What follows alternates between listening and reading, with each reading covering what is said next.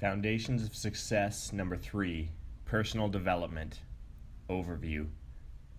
Getting out of your comfort zone. Personal development is all about breaking free of your current comfort zone. Your comfort zone will eventually kill you. The goal then is to break free, to be strengthened by that process of breaking free in order to face the new world and its new potential, and then to stretch, to persist, and to experience new growth.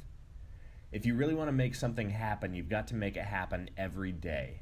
Make up your mind that when you get up in the morning, that you're going to do it better today than you've done it before. Today will be a day of improvement and building. You're not only going to do it better than the day before, but today you're going to do it the best way. You're going to do it in a certain way. But what you should also realize is that while the certain way is the best way for now, there's always still a better way. What's best today is not necessarily best tomorrow. It's always changing, and there's always an opportunity for improvement and growth. So you have to keep looking, and you have to keep improving yourself, hence personal development. A formal education earns you a job. Self-education, however, earns you a fortune. Formal education will earn you wages, but self-education will make you rich. This is personal development. This does not belittle formal education. Where else would you start? But just don't stop there. Life change doesn't start or end with motivation or inspiration. Life change starts with education. It is carried by motivation and inspiration. And if you don't educate yourself on your desires and goals, you'll quickly burn out with little more than a memory of the things you wish to accomplish. Indeed, education is the great spark that ignites all flames. Inspiration, then, is the wind that fans it, and motivation is the kindling that it devours. Never be stuck with wind and wood, but no spark. Wisdom is not invested in labor, it's wasted. Wisdom not invested in labor is wasted. Faith not invested in labor is also wasted. Set a goal then to become a millionaire, not for the money, but for what it will make of you in order to become a millionaire. Success is something that you attract by the person that you become. It's not something you pursue. It's something that pursues you when you become the right kind of person. Therefore, seek to become the right kind of person. Do certain things in certain ways.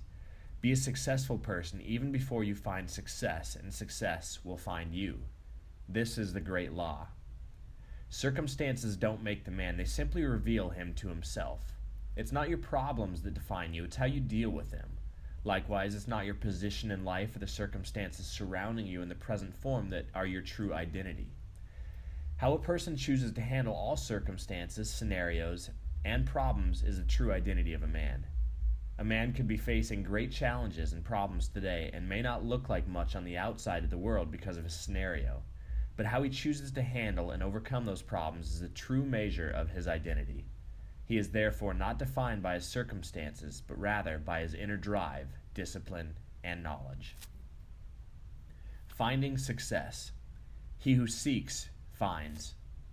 In order to find, you must search. Life reserves its treasures for those who deserve it, not for those who need it, or merely want it. You've got to study. You've got to want to figure something out. Study it. If you want to be happy, study happiness. If you want to be successful, study success. If you want to be wealthy, study wealth. Figure it out. Put effort into studying it. You've got to study. Most people walk through their life with their fingers crossed, hoping. No, you've got to study. You've got to learn, and you've got to apply what you learn. Remember, for things to change, you've got to change. If you want things to be different in your life, you've got to make some change to make it different. Rarely, if ever, does it just happen by accident. Rarely does life get better merely by chance. Perspective. Our lives are most affected by the way we think things are, not by the way they actually are. It's not what you get that makes you valuable as a person. It's what and whom you become. It's who you are. It's the values you develop, and it's the skills and knowledge you develop. Don't sell out in getting there just to get things. Don't give up on your principles or values and morals. Those things are what make you valuable as a human being. Anyone can earn money or buy nice things, but not everyone will be amazing. Not everyone will be great. You can be, though. Devote yourself to that. Set goals that will make something of you. There are winners and there are losers, and there are some people that just haven't figured out how to win yet. And all they need is a little guidance, a little coaching, and a little knowledge. No man should be left in poverty or hopelessness because he doesn't know how to succeed. So if you feel like a loser, just realize that maybe you just don't know how to win yet. You haven't figured it out and you need a little guidance along the way. That's what this course, The Foundations of Success, is about, is to teach you how to succeed, how to find success in your life and move from thinking that you are a loser to actually becoming the winner that you are and finding the success that you already have inside of you. Hence again, personal development. Self-worth. There's a big concept about self-worth that we all must learn. Successful people tend to have very high images of themselves, a very high feeling of self-worth. This is because adding value to the world around you and having a sense of purpose are two of the biggest leading factors to happiness in life. Successful people know that they have potential and they know that they can succeed. They know they are capable. They believe in themselves even when they have nothing to show for it at the moment. They know who they are, they know that they are capable, and they believe in themselves completely. Hang in there when the only reward is your belief in yourself. Realize that the value is in the doer, not the deed. Give your best self to all that you do. Constant repair and innovation. You absolutely must repair life or it will decay constantly. So think on this. If you aren't growing, you're dying. If you aren't getting better, you're getting worse. This is the natural law that governs our universe and everything in it. The second law of thermodynamics. The universe tends towards high entropy. So are you innovating?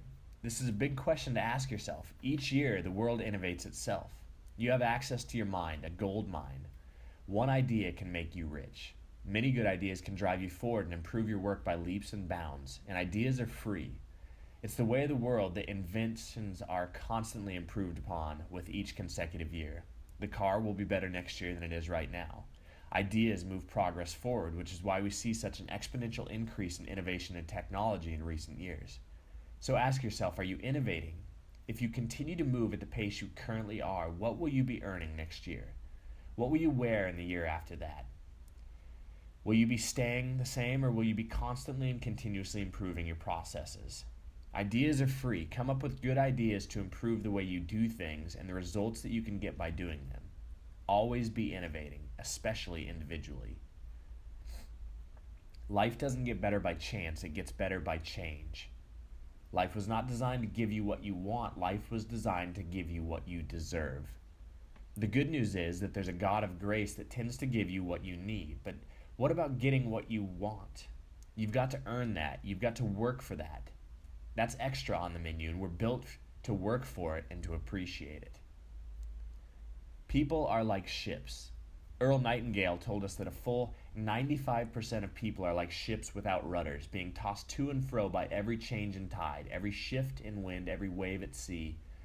And that is life. We all face the changing of the tide, the shifting of the wind, the waves that rock our lives. But most people drift aimlessly through life, hoping at some point that they may land in the port somewhere, a rich port somewhere. But Earl Nightingale said that for every 1 mile of narrow port entrance, there are 1,000 miles of rocky coastland.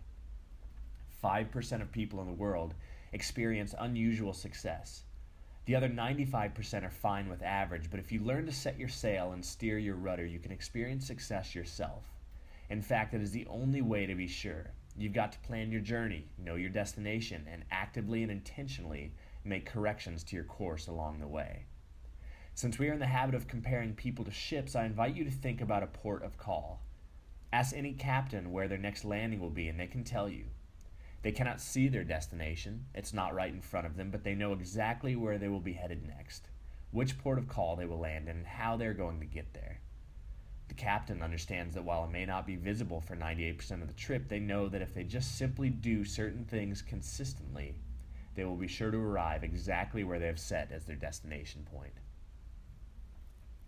Problem solving.